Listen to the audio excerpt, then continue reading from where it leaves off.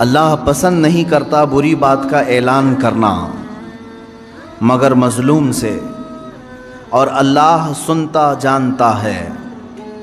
اگر تم کوئی بھلائی علانیہ کرو یا چھپ کر، یا کسی کی برائی سے درگزر کرو، تو بے شک اللہ معاف کرنے والا قدرت والا ہے۔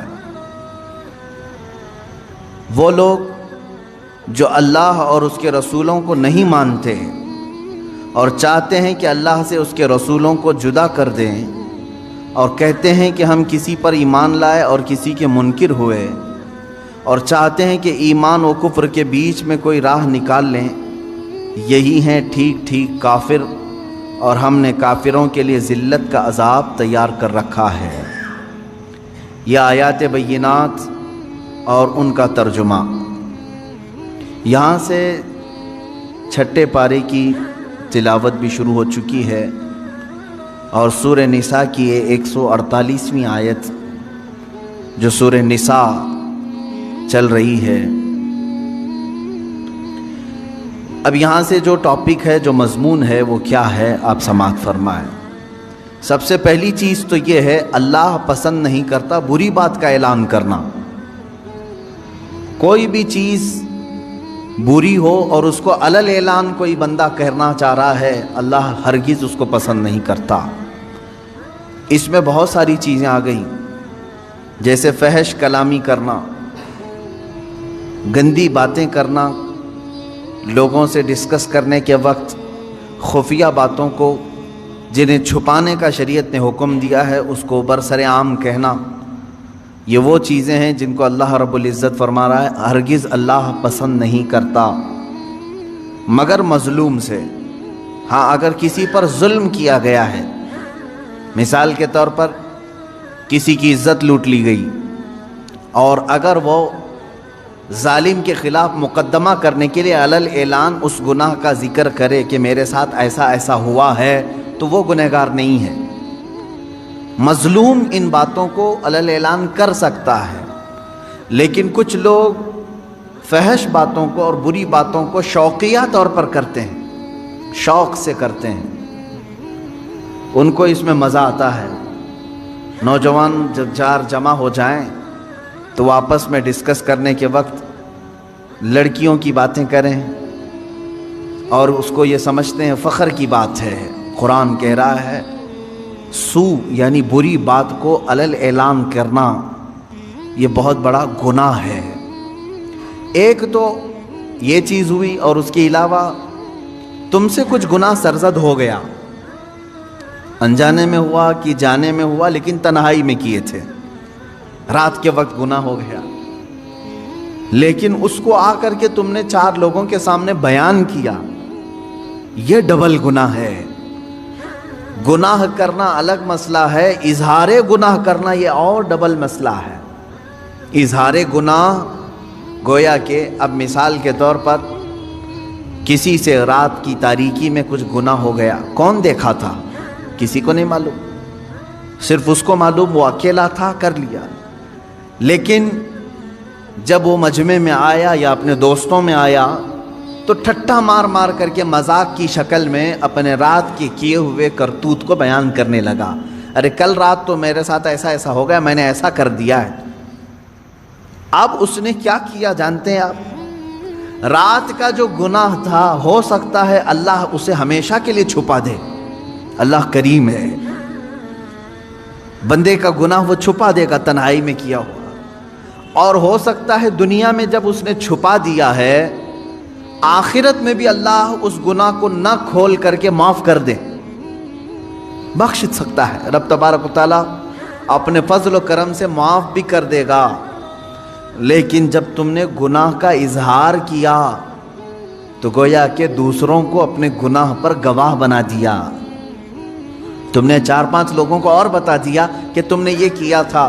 اب مجھے بتاؤ قیامت کے دن جب ان گناہوں پر تم بخشش کا سوال کرو گے کہ اللہ مجھے ان تمام چیزوں سے چھٹی دے دے، معاف کر دے، تو جن جن تک تم نے یہ ساری باتیں بتائی تھی وہ بھی کھڑے ہو جائیں گے، کہ اگر اس کی یہ چیزیں معاف ہو سکتی ہیں تو ہماری کیوں نہیں معاف ہو سکتی، ہماری بھی معاف کی جائیں۔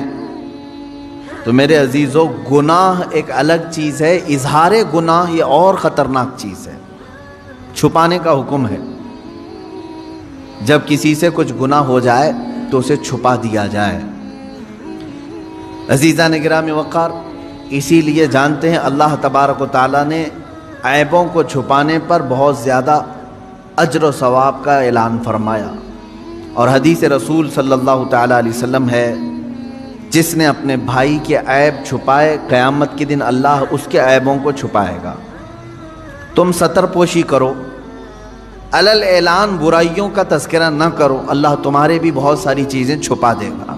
تم چاہتے ہو کہ تمہارا کچھ نہ کھلے تو دوسروں کا بھی کھلنے نہ دو، ان کی پردہ پوشی کرو۔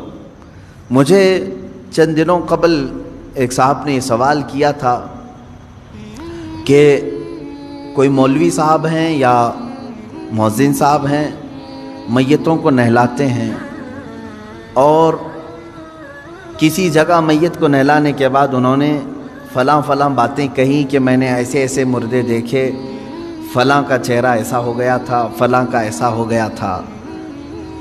ان میتوں کے متعلق وہ اس طرح کی باتیں کرتے ہیں، اور پھر لوگوں کو یہ کہتے ہیں کہ تم ڈر جاؤ، یا اپنی دھاک ان پر جماتے ہیں اور یہ کہتے ہیں کہ اگر تم فلاں فلاں میرا کام نہیں کرو گے تو تمہارے باپ کو میں نہلایا ہوں سب لوگوں کو بتا دوں گا، معاذ اللہ رب العالمین۔ اسی لیے جانتے ہیں آپ، ایک صاحب نے فون کر کے ہم سے یہ مسئلہ پوچھا کہ وہ اس طرح سے دھمکی بھی دے رہے ہیں کہ کچھ لوگوں کو، کیا مسئلہ ہے؟ اسی لیے شریعت طاہرہ نے حکم یہ دیا ہے اپنی میت کو نہلانے کے لیے بھی ایسا آدمی ہو جو پرہیزگار ہو۔ ہاں یہ حکم ہے، جو پرہیزگار ہو، جو تقوی شعار ہو، اس کو نہلانے کے لیے بھیجا جائے، وہ آدمی نہلائے میتوں کو۔ کیوں اس طرح کا حکم شریعت طاہرہ نے دیا؟ اس کی وجہ یہ ہے کہ اگر وہ نہلانے کے دوران کوئی عیب دیکھتا ہے تو اسے وہیں چھپا دے۔ مسلمان کے عیب کو ظاہر کرنا بہت بڑا گناہ ہے۔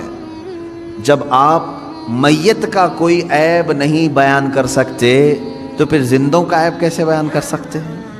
زندے کو تو اور مجمع میں رہنا ہے، میت کو تو اب قبرستان میں جانا ہے۔ اب اس کے تم جو برائیاں بیان کر رہے ہو میت کی، یہاں تو کوئی اس کو اب برا بھلا کہنے والا کوئی نہیں رہے گا، وہ تو قبرستان اپنے الگ شہر چلا گیا۔ لیکن شریعت نے جب میت کی برائیاں کرنے کو منع کیا ہے تو آپ اندازہ کریں زندوں کے عیبوں کو کھولنا کتنا بڑا گناہ ہے۔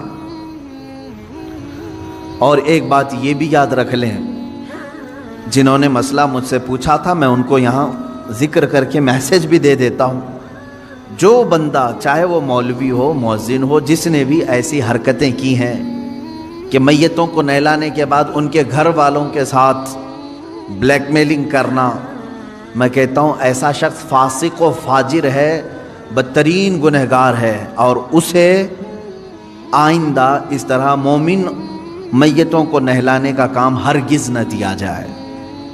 یہ بات آپ سمجھ کر کے چلیں کہ مومن وہ ہے جو اپنے دوسرے مومن بھائیوں کی عیب پوشی کرے، یعنی چھپا دے۔ اب دیکھیں آیت پڑھیں، یہاں پر جس بات کا ذکر ہے وہ باتوں کا ہے، لا يحب اللہ الجہر بالسوء من القول، باتوں میں بری بات علل اعلان کرنا اللہ کو سخت ناپسند ہے۔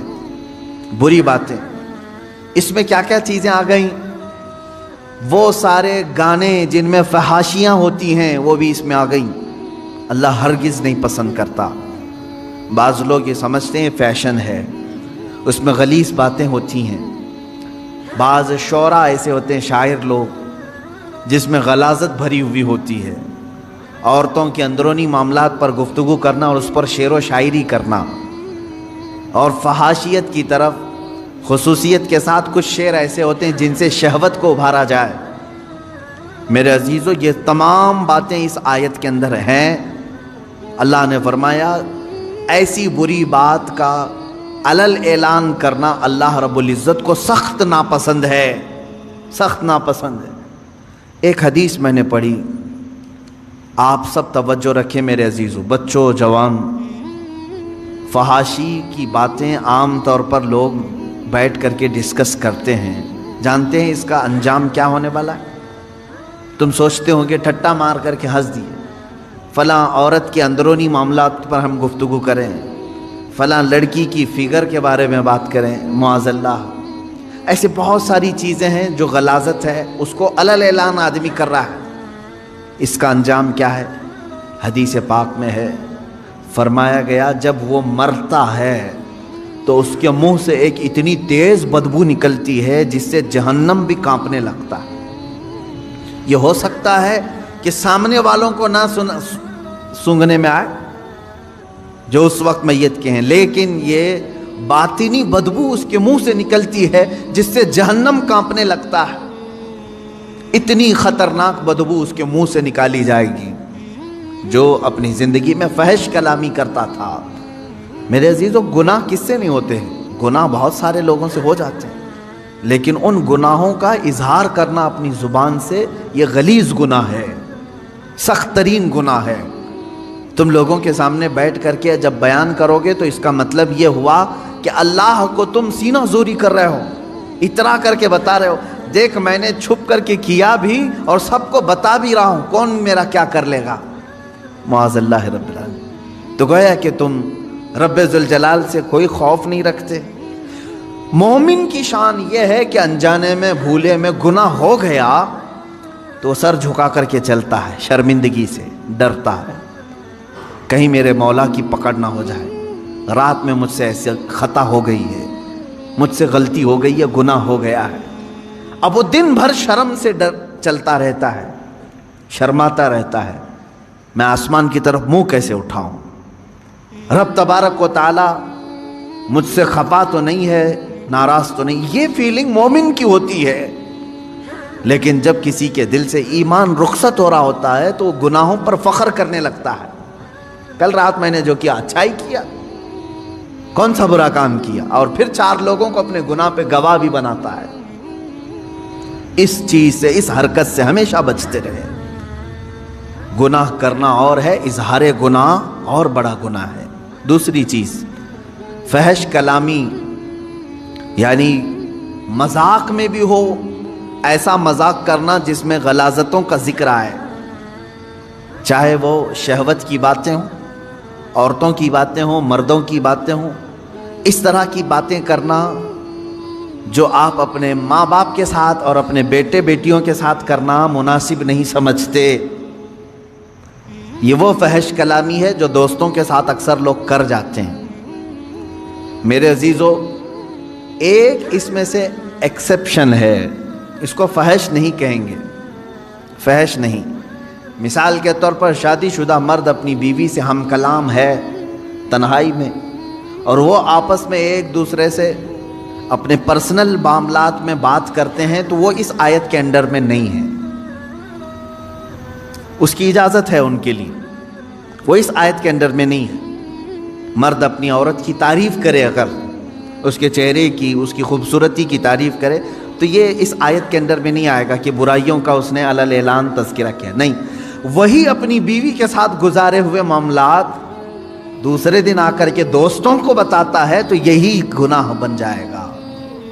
اپنی بیوی سے تذکرہ کرے گا، حلال ہے، لیکن جب دوسروں کے سامنے آ کر کے ان چیزوں کو بیان کرے گا تو یہ حرام ہے، اور وہ گناہ کر رہا ہے، بری بات کو علل اعلان کر رہا ہے، حالانکہ اس کے لیے حلال تھا، لیکن یہ ذکر اپنی بیوی کے ساتھ کر سکتا تھا۔ یہی چیز عورتیں اگر اس طرح کی حرکتوں میں مبتلا ہیں کہ چاہے تم اپنے شوہر کے ساتھ جس طرح سے بھی رہو، حلال طریقے سے اسلام نے جو اجازتیں دی ہیں تم زندگی گزارو، ان کے ساتھ رات گزارو، لیکن رات کے معاملات کو اگر عورتیں 4 عورتوں میں بیٹھ کر کے بیان کرتی ہیں تو بھی وہ اس آیت کے انڈر میں آتی ہیں۔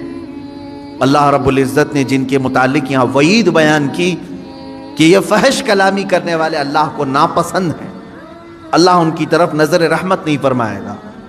عزیزان گرامی وقار، چاہے مردوں سے یہ خرابی ہو یا عورتوں سے یہ خرابی ہو، ان دونوں چیزوں سے بچنا چاہیے۔ شرم و حیا کے پیکر بنو، ان چیزوں کا تذکرہ زبان پر لانے سے تھوڑا بچتے رہو۔ ایک بات یہ بھی یاد رکھ لیں، آدمی کے نسب کا بھی پتہ بعض بزرگوں نے فرمایا اس کی زبان سے چلتا ہے۔ اگر زیادہ فحش کلامی کرتا ہے، غلیظ جملے بکتا ہے، تو اس کے نسب کے متعلق بھی بعض علماء نے انگلی اٹھائی ہے، کیونکہ شریف نسل والا آدمی اپنی زبان پر غلیظ باتیں لانے سے کتراتا ہے۔ جیسے ابھی عشاء کی نماز میں ہم نے ایک سورہ قلم کی تلاوت کی ہے، اس میں ایک بندے ولید بن مغیرہ کی 10 برائیاں اللہ نے گنائی ہیں۔ 10 برائیاں۔ وہ کیا کیا کرتا تھا؟ حضور پاک صلی اللہ تعالیٰ علیہ وسلم کو گالیاں دیتا تھا، رسول پاک صلی اللہ تعالیٰ علیہ وسلم کو کبھی جادوگر بولتا تھا، وہ کہتا کہ کبھی ان کو مرگی آتی ہے، بیمار ہیں، یہ سب جملے بکتا تھا۔ یہاں تک کہ حضور صلی اللہ علیہ وسلم جب آیتیں تلاوت کرتے تو یہ کہتا یہ تو پرانے لوگوں کی لکھی ہوئی آیتیں کہیں سے چرا کے تم لائے ہو، تو اس طرح کے جملے کہتا تھا۔ تو قرآن نے اس کے متعلق کیا بتایا؟ وہی جو ابھی میں نے جسٹ تھوڑی دیر پہلے کہا، فحش کلامی جو ہے وہ نسب کے اوپر شک پیدا کرتی ہے۔ قرآن نے کہا عتل بعد ذلک زنیم، یہ وہ شخص ہے جو زنا سے پیدا ہوا ہے، جو رسول مختار صلی اللہ تعالیٰ علیہ وسلم پر ایسی باتیں کر رہا ہے، جھوٹے الزامات لگا رہا ہے، تہمتیں لگا رہا ہے، اس کے نسب میں خرابی ہے۔ ولید بن مغیرہ مشہور شخص ہے، اور جب قرآن نے یہ بیان کیا تو دوڑتا ہوا اپنی ماں کے پاس گیا، کہا قرآن نے میری برائیاں گنائی اور یہ بھی کہا ہے کہ میں زنا سے پیدا ہوا ہوں، میرے باپ کا نام تو مغیرہ ہے۔ اپنی ماں کو گرا دیا، اس کے سینے پر بیٹھ گیا، کہا سچ سچ بتا میں کس کا بیٹا ہوں۔ اس کی ماں نے کہا بیٹا ولید، تو اگر مغیرہ کا ہی بیٹا ہوتا تو اپنی ماں کے سینے پہ چڑھ کے نہیں بیٹھا ہوتا۔ بات در حقیقت یہ ہے، بکریاں چرانے والے ایک آدمی سے مجھے عشق ہو گیا تھا، میں نے اس کے ساتھ بدکاری کر لی، میں نے اس چرواہے سے زنا کر لیا، اسی نطفے سے تو پیدا ہوا۔ ماں نے اس شک کو بھی دور کر دیا، قرآن نے جو بتایا وہ حق ہو کر نکلا۔ یہاں سے پتہ چلتا ہے کہ ہر گستاخ رسول کا نطفہ پلید ہے، جو رسول کریم صلی اللہ تعالیٰ علیہ وسلم کی طرف انگلی اٹھائے اس کے نسب میں خرابی ہے۔ اور دوسری بات جو میں نے ابھی بتائی، فحش کلامی کرنے والا، غلیظ باتیں کرنے والا، وہ بھی اپنے نسب پر شک پیدا کر دیتا ہے لوگوں کے دل، اس لیے گالی گلوچ زیادہ نہ کریں۔ لوگ تمہارے خاندانوں کو پہچانیں گے تمہاری زبان سے، تمہارے کلمات سے، تمہارے جملوں سے۔ تمہارے خاندانوں کو اگر محفوظ لوگوں تک پہنچانا ہے، اچھے خاندان کا ہونے کا پتہ دینا ہے، زبان کو سنبھال کر کے رکھو۔ اگر تمہاری زبان بہکتی ہے، بات بات پر گالی سے بات کرتے ہو، تو پھر اہل علم تو سمجھ جائیں گے، عام لوگ سمجھیں یا نہ سمجھیں، ہم سمجھ جائیں گے، یا جو اہل علم ہیں وہ سمجھیں گے کہ اس کی زبان پر جو غلاظتیں ہیں اس میں کسی اور کی خطا بھی ہو سکتی ہے، اس کے نسب کی خرابی ہو سکتی ہے، خاندان کا پتہ دیتی ہیں ایسی چیزیں۔ اب آگے بڑھتے ہیں، اللہ رب العزت فرماتا ہے ان تبدو خیرا او تخفوہ عن سوء فإن اللہ کان عفوا قدیرا، اگر تم کوئی بھلائی علل اعلان کرو یا چھپ کر، یعنی کوئی بھی بھلائی، اب دیکھیں اس سے پہلے برائی کا تذکرہ ہوا، برائی اگر ہوئی تو علل اعلان ہرگز نہیں، اللہ پسند نہیں کرتا، لیکن بھلائی اگر تم علل اعلان کرو یا چھپ کر کرو، دونوں بھی اللہ قبول کرے گا، اللہ دونوں چیزوں کو پسند کرتا ہے۔ کچھ بھلائیاں ایسی ہیں جن کو علل اعلان کرنا ہے، اور کچھ بھلائیاں ایسی ہیں جن کو چھپا کر کرنا ہے۔ نیکیاں جو ہے نا سب چھپانے کا حکم نہیں ہے، بعض نیکیاں وہ ہیں جن کو علل اعلان کرنا ہے۔ نماز چھپ کر پڑھنے کا حکم نہیں ہے، میں سارے لوگوں کی نظروں میں آ کر کے جماعت سے نماز ادا کرو، علل اعلان کرو یہ نیکی۔ زکوٰۃ دینے کا بھی حکم یہ ہے، چھپا کر کے نہیں، دکھا کر کے دینا افضل ہے زکوٰۃ۔ باقی جو خیرات ہے، نفل خیرات، ایسا دو کہ دوسرے ہاتھ کو خبر بھی نہ ہو۔ دیکھیں آپ، نیکیاں بعض علل اعلان کرنا ہے اور بعض چھپا کر کے.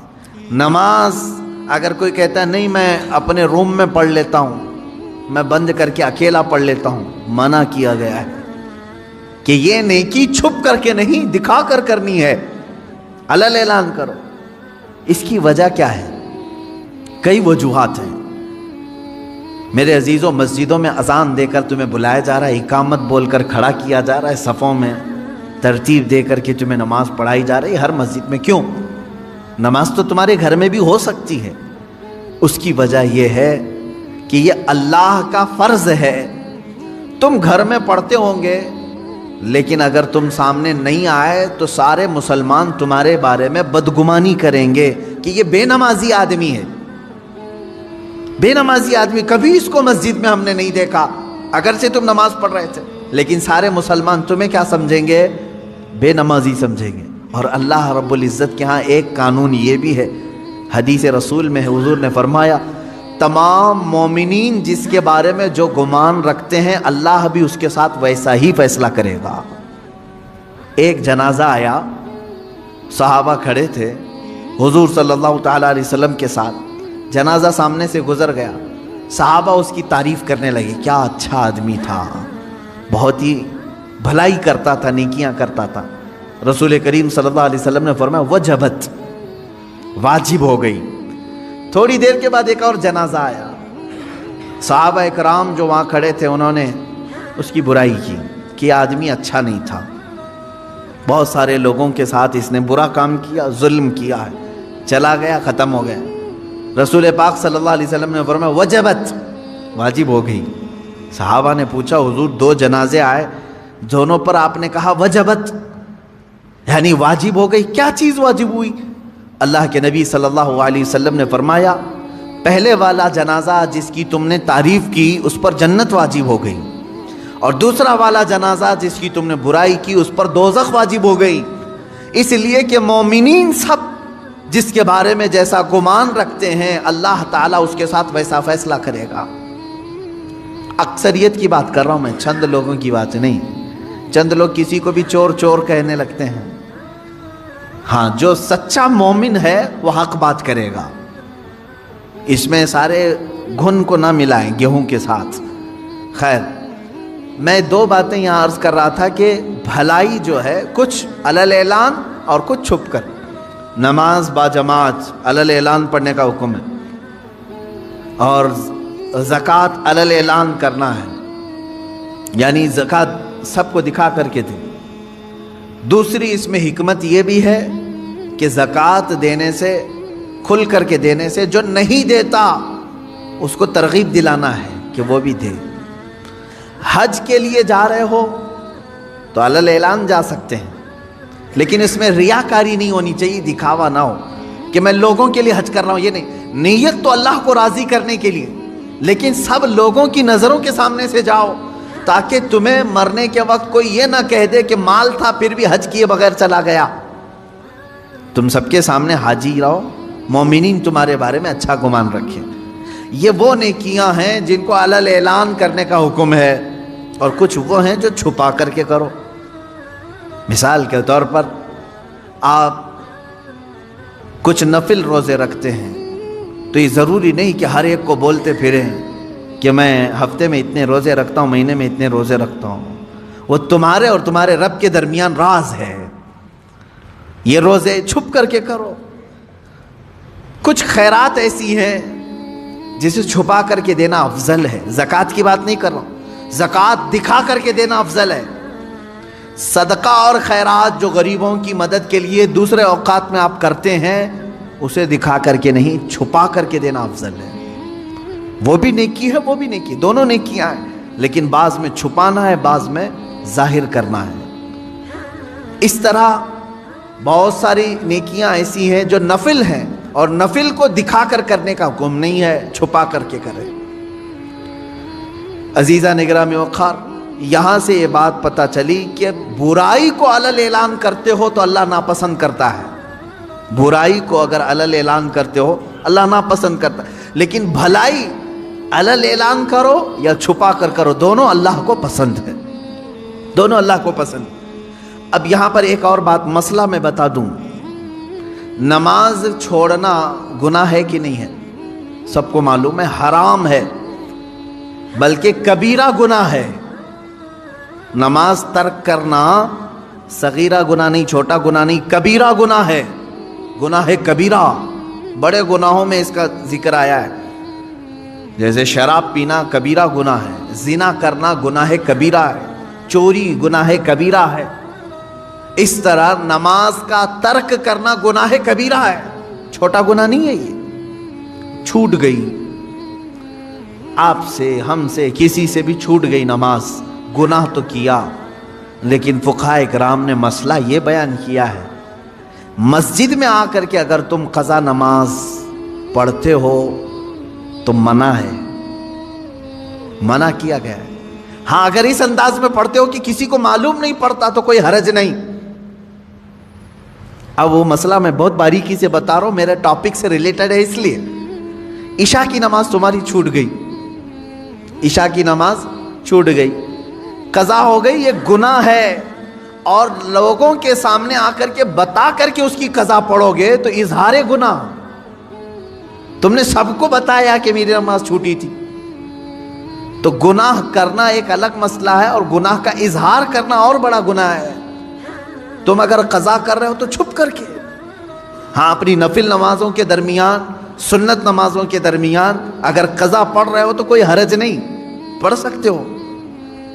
اب یہاں مسئلہ ایسا ہے کہ ہم سب ایک ہی حمام میں ہیں، یعنی سب کی قضا ہے، اس کی بھی، اس کی بھی، اس کی بھی، اس کی بھی، سب ایک دوسرے کو دیکھ رہے ہیں، اسی لیے مسئلہ خراب نہیں ہے۔ بزرگان دین پہلے اس پر بہت تنبیہ کرتے تھے، اگر کوئی ایک بندہ قضا نمازیں سب کو دکھا کے پڑھ رہا ہے تو سارے لوگ اسے گرفتار کر لیتے، پکڑتے ہیں کہ تو ایک گناہ کیا اور سب کو آ کر مسجد میں بتا رہا ہے۔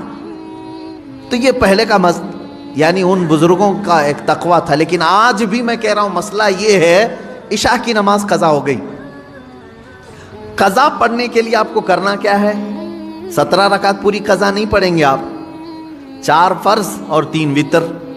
مسئلہ تو یہی ہے نا، کل کی عشاء کی نماز اگر کسی کی چھوٹی، فار ایگزامپل اللہ نہ کرے آج وہ قضا کرنے کے لیے کھڑا ہے، تو کیا کیا نمازیں قضا کرے گا؟ 4 رکعت فرض عشاء کی اور 3 رکعت واجب، یہ 2 نمازیں قضا ہوتی ہیں عشاء میں، یعنی کل 7 رکعت۔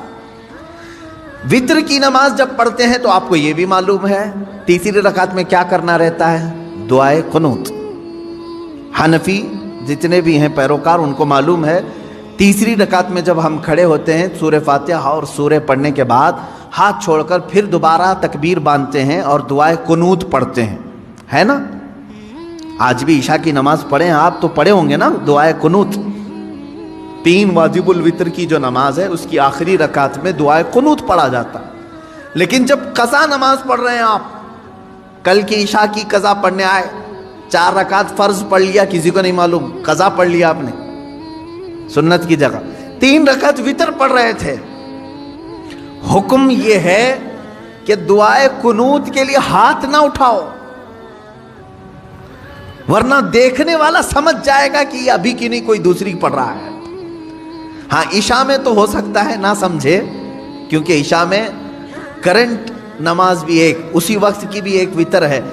ظہر کے وقت اگر کوئی عشاء کی قضا کر رہا تھا تو ظاہر سی بات ہے تیسری رکعت میں جب وہ کھڑا ہو کر کے ہاتھ اٹھائے گا تو جو دیکھے گا وہ سمجھ جائے گا کہ یہ وتر ظہر میں کیوں پڑھ رہا ہے، وتر ظہر میں کیوں پڑھ رہا ہے۔ تو گویا کہ تم نے سب کو اپنے گناہ کا گواہ بنایا، کل کی تمہاری کچھ چھوٹی تھی وہ آج آ کر پڑھ رہے ہو۔ گناہ کا گواہ نہ بناؤ کسی کو، اظہار گناہ یہ اور بڑا گناہ ہے۔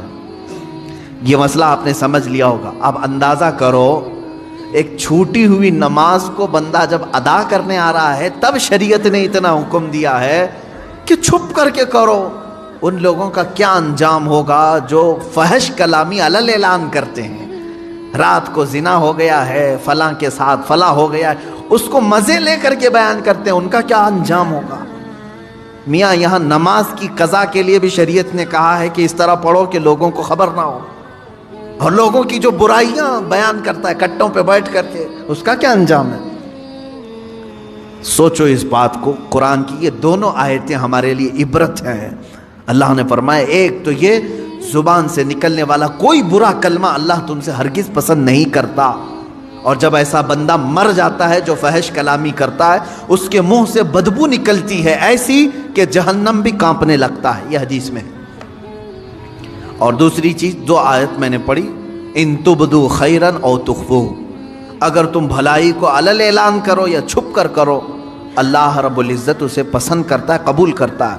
او تعفو عن سوء، ایک اور اس میں ذکر ہے. اللہ فرماتا ہے یا کسی کی برائی سے درگزر کر دو، کسی کے اندر تم نے برائی دیکھی اسے معاف کر دیا، فَإِنَّ اللَّهَ كَانَ عَفُوًّا قَدِيرًا، تو بے شک اللہ معاف کرنے والا قدرت والا ہے.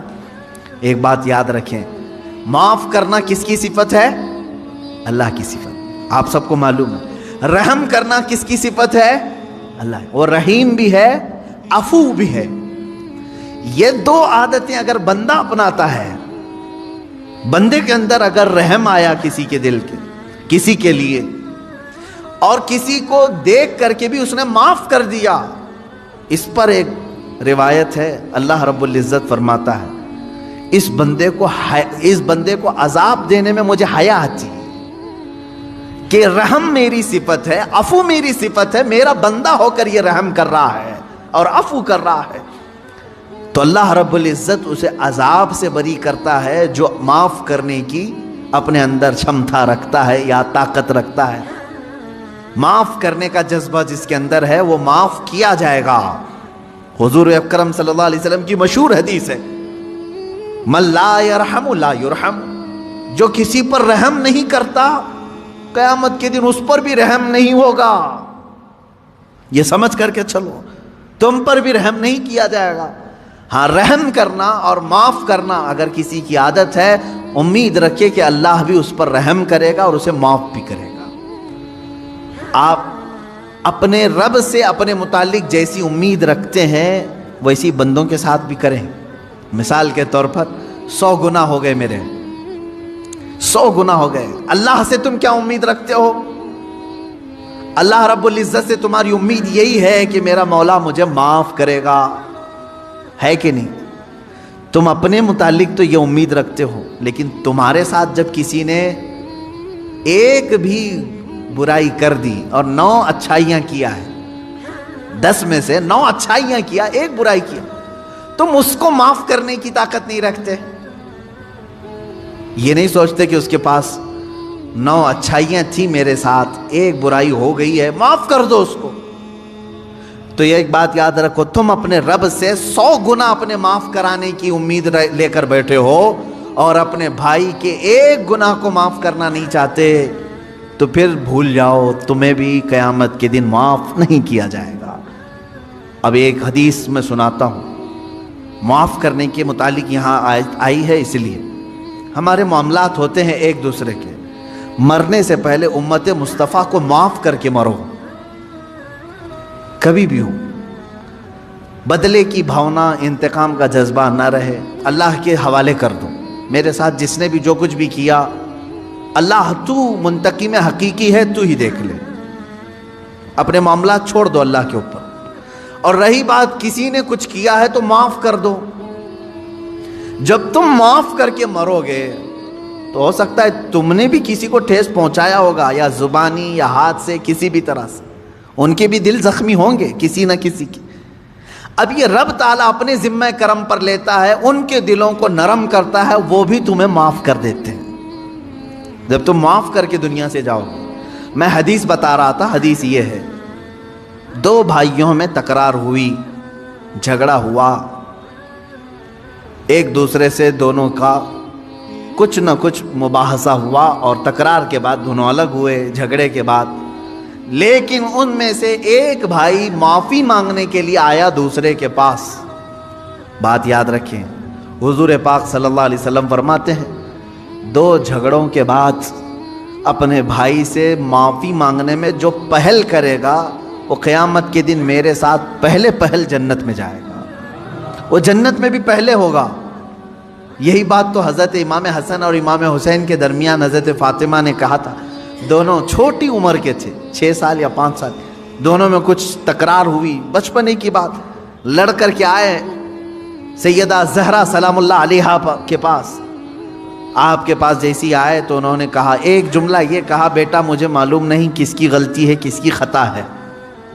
ماں فاطمہ تو زہرا رضی اللہ تعالیٰ عنہا فرما رہی ہیں، مجھے یہ نہیں معلوم، لیکن ایک بات یاد رکھ لو کہ دونوں کے تکرار سے، دونوں کے جھگڑوں سے کہیں اللہ دونوں سے ناراض نہ ہو جائے، دونوں رونے لگے.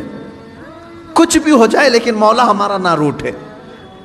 تو حضرت فاطمہ نے کہا، میں نے اپنے ابا جان سے یہ حدیث سنی ہے، جو معافی مانگنے میں پہل کرتا ہے، جو معافی مانگنے میں پہل کرتا ہے وہ جنت میں بھی پہلے جائے گا. ابھی یہ جملہ مکمل نہ ہونے کو تھا، امام حسین چھوٹی عمر کے تھے، دوڑ کر کے حضرت امام حسن کے پاس گئے، کہا برادر محترم جو کچھ بھی ہوا ہماری تکرار ہمیں معاف کر دیں. اب دوسرے بھائی کا کیا مقام ہے یہ بھی حدیث پاک سے سن لیں. معاف کر دیا تو خیر ہے، تم نے معاف کر دیا، کوئی تم سے معافی مانگنے کے لیے آیا معاف کر دیا. آج بہت سارے ڈھیٹ لوگ بیٹھے ہوئے ہیں، بہن آئی ہے منانے کے لیے بھائی کو، نہیں مانتا میں، چل تو نے میرے ساتھ ایسا کیا ویسا کیا، پرانی باتیں یاد کی. بھائی آیا ہے اس کے گھر میں شادی ہے، چلو بھیا آ جاؤ، نہیں، پرانے گڑے مردے نکال کر کے بھائی کو رخصت کر دیا. ہم تجھے معاف نہیں کریں گے، زندگی بھر معاف نہیں کریں. وہ لوگ بھی سن لیں، تمہاری ذمہ داری تھی معافی مانگنے کی، تم معافی مانگ لیے، بہت اچھا کیے کیونکہ پہلے جنت میں جاؤ گے. اب جس کے پاس گئے تھے معافی مانگنے کے لیے اس نے نہیں معاف کیا، میرے آقا صلی اللہ علیہ وسلم کی حدیث ہے، حضور فرماتے ہیں کل قیامت کے دن وہ میری شفاعت کے قریب بھی نہ آئے. حضور نے فرمایا میری شفاعت کے قریب نہ آئے جو اپنے بھائی کو معاف نہیں کرنا چاہتا.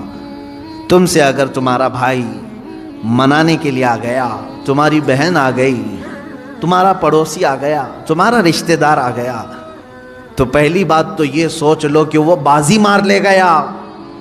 معافی تو تمہیں بھی مانگنا چاہیے تھا، پہل میں کیوں نہ کروں، لیکن وہ بازی مار لے گیا، جنت میں پہلے جائے گا. اب اگر تم نے معاف کر دیا تو خیر ہے، نہیں معاف کرا تو کل قیامت کے دن شفاعت رسول سے بھی محروم ہو جاؤ. اب رسول اگر شفاعت نہ کریں کس کے پاس جاؤ گے؟ وہاں تو آدم علیہ السلام سے لے کر عیسیٰ علیہ السلام تک ہر کوئی کہہ رہے ہیں اذهبوا الی غیری، جاؤ میرے علاوہ کسی اور کے پاس جاؤ. کس کے پاس جاؤ گے؟ اگر نبی بھی منع کر دیں جاؤ تمہاری شفاعت میرے پاس نہیں. اللہ کے نبی صلی اللہ علیہ وسلم فرماتے ہیں جو اپنے بھائی کو معاف نہیں کرتا کل وہ میری شفاعت کے قریب نہ آئے. عزیزان گرامی وقار، اللہ رب العزت یہ فرما رہا ہے اگر چھپا کر کے درگزر کر دیا، اگر تم نے اپنے بھائی کو معاف کر دیا فَإِنَّ اللَّهَ كَانَ عَفُوًّا قَدِيرًا، تو سمجھ لو کہ بے شک اللہ بھی معاف کرنے والا، قدرت رکھنے والا ہے. یہاں قدیر کا لفظ آیا ہے، عفو کا مطلب ہوا معاف کرنے والا، قدیر کا مطلب ہوا قدرت رکھنے والا. دونوں کی میچنگ کیا ہے؟ معاف کرنے والا ہے، قدرت رکھنے والا ہے، معاف کرنے والا ہے، قدرت رکھنے والا ہے. میرے عزیزو، قدیر کے لفظ کا اس میں جو کمبینیشن ہے وہ جو ہمیں یہاں نظر آتا ہے وہ یہ ہے کہ مولا تبارک و تعالیٰ تمہارے گناہ سمندر کے برابر بھی ہوں تو قدرت رکھتا ہے کہ وہ معاف کر دے. یہ قدرت ہے اس کی کہ وہ قدیر ہے. یہاں تک کہ ایک شخص آیا حضور اکرم صلی اللہ علیہ وسلم کی بارگاہ میں، اس نے کہا اے رسول پاک میرے گناہ بہت زیادہ ہو گئے، بہت زیادہ ہو گئے، کیا میری معافی ہو سکتی ہے؟ اللہ کے حضور میرے آقا صلی اللہ علیہ وسلم نے عرض کیا کہ مولا کیا اس بندے کی معافی ہو سکتی؟ رب تبارک و تعالیٰ نے جبرائیل امین کے ذریعے بھیجا اور ارشاد فرمایا اے رسول پاک صلی اللہ علیہ وسلم آپ اس بندے سے پوچھیں کیا اس کے گناہ سمندر کے برابر ہیں؟ حضور صلی اللہ علیہ وسلم نے اس سے پوچھا کہ اللہ تعالیٰ نے یہ سوال کیا ہے تجھ سے؟ اس نے کہا نہیں، اس سے بھی زیادہ ہیں، اس سے بھی زیادہ ہیں. رب تبارک و تعالیٰ نے پھر فرمایا اے حبیب اس سے پوچھیں پوری دنیا کے درختوں کے پتوں کے برابر ہیں اس کے گناہ؟ حضور نے جب یہ پوچھا تو اس نے کہا اس سے بھی زیادہ ہیں، اس سے بھی زیادہ ہیں. رب تبارک و تعالیٰ نے فرمایا اے رسول اس سے پوچھ لیں زمین و آسمان کے بیچ میں جتنا خلا ہے کیا اتنے گناہ ہیں اس کے؟ حضور صلی اللہ علیہ وسلم نے اس سے سوال کیا رب تعالیٰ تجھ سے یہ پوچھ رہا ہے؟ تو بندہ کہتا ہے شاید اس سے بھی زیادہ ہوں گے، میرے گناہ شاید اس سے بھی زیادہ ہوں گے۔ اب رب تبارک و تعالیٰ فرماتا ہے اے رسول اس سے فرما دے چاہے جتنے بھی گناہ ہوں گے میری رحمت سے تو زیادہ نہیں، میری رحمت سے بھی زیادہ ہے۔ اب رسول کریم صلی اللہ علیہ وسلم نے اس بندے سے پوچھا رب تعالیٰ اب تجھ سے یہ پوچھ رہا ہے، تو نے کہا تیرے گناہ سمندر سے زیادہ، پتوں سے زیادہ، زمین و آسمان کی خلا سے زیادہ، کیا تیرے گناہ رب کی رحمت سے بھی زیادہ ہیں؟ وہ رونے لگ گیا، کہا اے اللہ کے رسول اللہ رب العزت کی رحمت بے کراں ہے، بے حساب ہے، میرے گناہ اس کی رحمت کو کہاں لگیں گے؟ تب رب تعالیٰ نے فرمایا اے رسول اس سے فرما دیں تیرا رب قدیر ہے، قدرت رکھتا ہے، یہ بڑے گناہوں کو بھی معاف فرما سکتا ہے۔ تو وہ قدیر کا معنی ہے گناہ بخشے جا سکتے ہیں، لیکن ایک بات یاد رکھیں ایمان پہ موت ہو شرط ہے، ایمان پہ اگر موت ہو تو اللہ عفو و قدیر ہے۔ آگے کی جو آیت ہے وہ ٹاپک سے تھوڑی ہٹ کر کے ہے، یہاں سے دوسری باتیں چل رہی ہیں۔ اللہ رب العزت نے فرمایا بے شک وہ لوگ جنہوں نے اللہ اور اس کے رسول کو نہیں مانا یا کفر کرتے ہیں، نہیں مانتے اور یہ چاہتے ہیں کہ اللہ اور اس کے رسول کے درمیان جدائی پیدا کریں، اور کہتے ہیں کہ بعض پر ایمان لاتے ہیں بعض کو انکار کرتے ہیں، اور چاہتے ہیں کہ ایمان و کفر کے بیچ میں کوئی راستہ نکال لیں۔ اللہ فرماتا اولئک هم الکافرون حقا، یہ ٹھیک یہی اصل کافر ہے۔ آیت کا لب لباب میں بتا دوں، خلاصہ اللہ تعالیٰ نے یہاں پر 3 لوگوں کی مذمت فرمائی، اس میں سے ایک آدمی کی میں بات کر رہا ہوں۔ ایک ایمان ہے لا الہ الا اللہ، اللہ کے سوا کوئی معبود نہیں، میرے عزیزو یہ دن ہے۔ ایک طرف کفر ہے، کروڑوں خدا ہے، یہ بھی خدا، یہ بھی خدا، یہ بھی خدا، یہ رات ہے۔ مجھے بتاؤ یہ 2 اپوزٹ چیزیں مل سکتی ہیں؟ ایک کہہ رہا ہے کوئی خدا نہیں سوائے اللہ کے، ایک کہہ رہا ہے ہر ایک خدا ہے، اپوزٹ چیزیں ہو گئی۔ ایمان اور کفر مل سکتے ہیں، دونوں کا ملاپ ہو سکتا ہے، لیکن کچھ لوگ چاہتے ہیں کہ ان کے بیچ میں ایک راستہ نکال لیں، انہی کے بارے میں قرآن کہتا ہے۔ اللہ تعالیٰ فرماتا یریدون ان یتخذوا بین ذلک سبیلا، کچھ لوگ ایسے ہیں جو چاہتے ہیں ان کے اور ان کے بیچ میں ایک راستہ نکال لیں۔ یہ لوگ کون ہیں؟ وہ بعض اسلام کو بھی ایکسیپٹ کرنا چاہتے ہیں اور بعض کفر کو بھی قبول کرنا چاہتے ہیں، یہ بھی تھوڑے اچھے ہیں، یہ بھی تھوڑے اچھے ہیں، ان کی یہ چیزیں ہم نہیں لیں گے، ان کی یہ چیزیں ہم نہیں لیں گے، دونوں کو ملا کر کے تم مکسچر ایک راستہ بنانا چاہتے ہو۔ یہ کون لوگ ہیں مولا؟ رب تعالیٰ فرماتا اولئک هم الکافرون حقا، حقیقت میں تو بڑے کافر یہ ہیں جو باؤنڈری کو پاٹ رہے ہیں، بیچ کی باؤنڈری کو ہٹا رہے ہیں، یہ حقیقت میں بڑے کافر ہیں۔ اللہ فرماتا وَأَعْتَدْنَا لِلْكَافِرِينَ عَذَابًا مُهِينًا، رب تعالیٰ فرماتا ہم نے کافروں کے لیے ذلت کا عذاب تیار رکھا ہے۔ میرے عزیزو اس میں ہونا کیا چاہیے؟ دیکھیں بعض لوگوں کو ایسا لگے گا کہ یہ کسی سے بھی ملنے کی بات نہیں کرتے، کیوں نہیں؟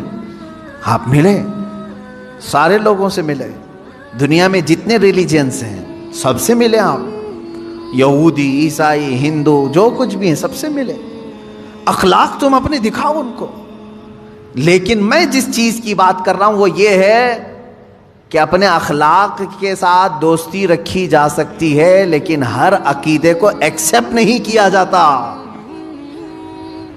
ہر ایک چیز کو ہم اپنے رنگ کو ایسا نہ بدلیں جس کو محاورے میں کہا گیا کوا چلا ہنس کی چال، اپنی چال بھول گیا۔ کوا جو ہے وہ سوچتا ہے ہنس کی طرح میں بھی چل کر کے دیکھوں، بعد میں ہوتا کیا ہے وہ پریکٹس کرتے کرتے وہ ہنس کی طرح بھی نہیں چل پا رہا ہے اور اصلی کوا بھی نہیں رہا، بیچ کا ہو گیا، اس کو اپنی چال ہی ختم، بھول گیا۔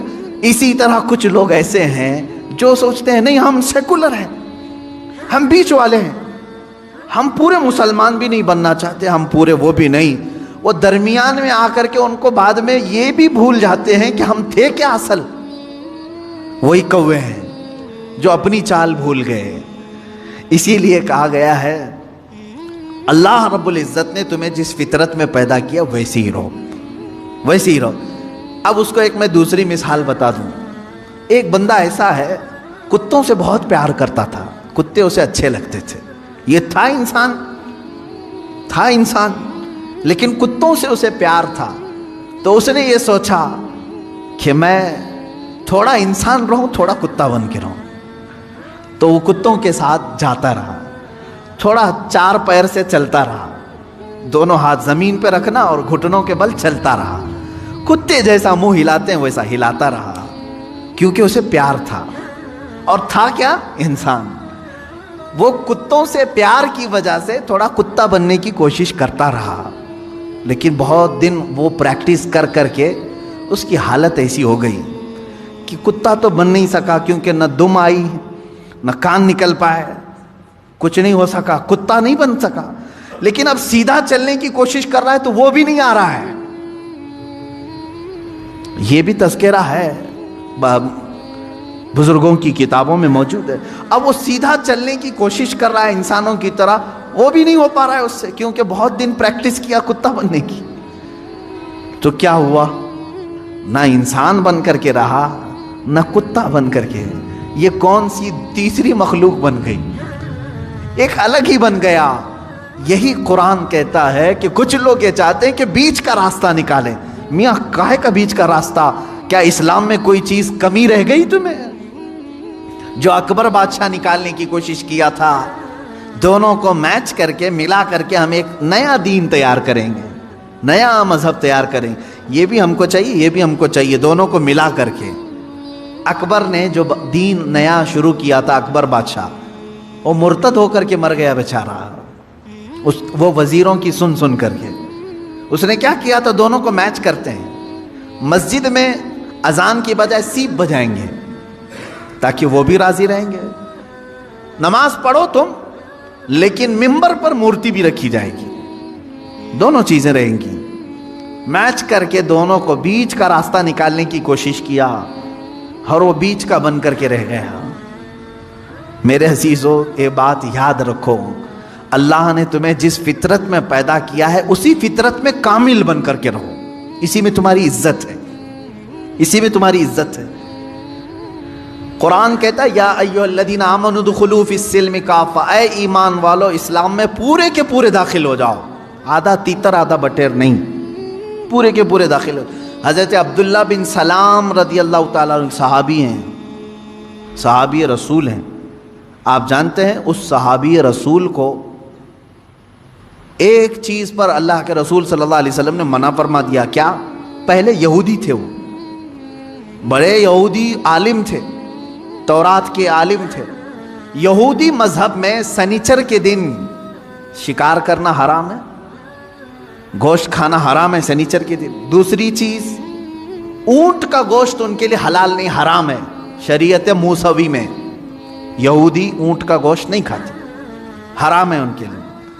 اب حضرت عبداللہ بن سلام جب اسلام لائے تو تورات کے پرانے حافظ تھے، عالم تھے، اب قرآن کے بھی بڑے عالم بن گئے. لیکن حضرت عبداللہ بن سلام کیا کرتے تھے؟ سنیچر کے دن گوشت نہیں کھاتے تھے، سنیچر کے دن گوشت نہیں کھاتے، اور اونٹ کا گوشت نہیں کھاتے تھے. ان کا اپنا اجتہاد تھا، وہ کیا سوچ کر کے کرتے تھے اس طرح سے. جب صحابہ نے ان سے پوچھا تو انہوں نے کہا اسلام میں گوشت کھانا واجب تھوڑی نہ ہے، فرض ہے کیا اونٹ کا گوشت کھانا؟ کھاؤ تو ٹھیک ہے، نہیں کھاؤ تو کوئی بات نہیں، کھا لیا تو حلال ہے، واجب تو نہیں ہے، مینڈیٹری تو نہیں ہے. حضرت عبداللہ بن سلام نے کہا اسلام میں یہ واجب نہیں ہے اور میں چھوڑ دیتا ہوں، نہیں کھاتا ہوں، تو یہودی مذہب پر بھی عمل ہو جائے گا، اسلام پہ بھی عمل ہو جائے گا. سنیچر کے دن گوشت کھانا اسلام میں واجب تھوڑی نہ ہے، واجب نہیں ہے، نہیں کھائے گا تو کچھ فرق نہیں پڑتا. لیکن میں اگر نہیں کھاؤں گا سنیچر کے دن تو دونوں مذہب پر عمل ہو جائے گا، یہودی مذہب پر بھی کہ ان کے مذہب میں سنیچر کے دن گوشت کھانا حرام ہے، اس پر بھی عمل ہو جائے گا، اسلام پہ بھی عمل ہو جائے گا. جب انہوں نے ایسا کہا تو اللہ تعالیٰ نے آیت نازل فرما دی، یا ایھا الذین آمنوا ادخلوا فی السلم کافہ، اے ایمان والو اسلام میں پورے کے پورے آ جاؤ، آدھا اس پر عمل کرنا آدھا اس پر عمل کرنا نہیں، بلکہ پورے کے پورے اسلام میں داخل ہو جاؤ۔ تو درمیان کا راستہ نکالنے کی کوشش نہ کریں۔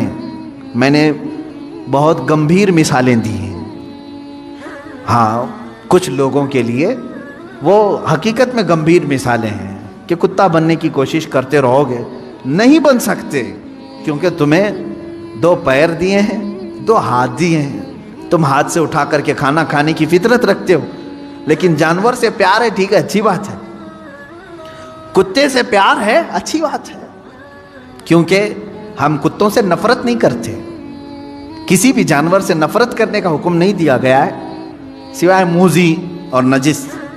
کتے کو حراست کے لیے یعنی چوکیداری کے لیے رکھنے کی اجازت دی گئی، کھیتی باڑی کے نگرانی کے لیے رکھنے کی اجازت دی گئی ہے۔